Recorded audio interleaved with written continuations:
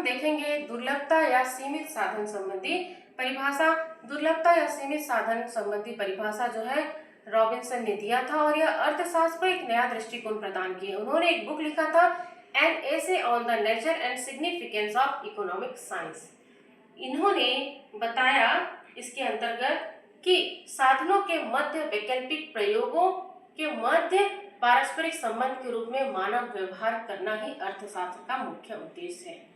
इसको हम आगे देखेंगे। साधनों के मध्य वैकल्पिक प्रयोग, जैसे उन्होंने बताया कि मनुष्य की जो आवश्यकताएं होती है वह अनंत है। मनुष्य की आवश्यकताएं अनंत है और हमारे पास साधन सीमित है और उन्हीं सीमित साधनों का हम विभिन्न प्रयोग कर सकते हैं। फॉर एग्जाम्पल, जैसे हमारे पास साधन है भूमि। भूमि में या फिर तो हम घर बना सकते हैं या फिर तो हम खेती कर सकते हैं। तो इस प्रकार से चुनाव की समस्या उत्पन्न होती है। असीमित आवश्यकताएं और साधन सीमित के बीच में तब आर्थिक समस्या उत्पन्न होती है। यहाँ पर आप देख भी सकते हैं कि अनंत आवश्यकताओं और सीमित साधन उसका वैकल्पिक प्रयोग करने के समय ही आर्थिक समस्या उत्पन्न होती है। तो इस प्रकार से जो है दुर्लभता या सीमित साधन संबंधी जो परिभाषा दिया गया था रॉबिन्सन के द्वारा, वह साधनों का वैकल्पिक प्रयोग के माध्यम से अर्थव्यवस्था का अध्ययन करते हैं।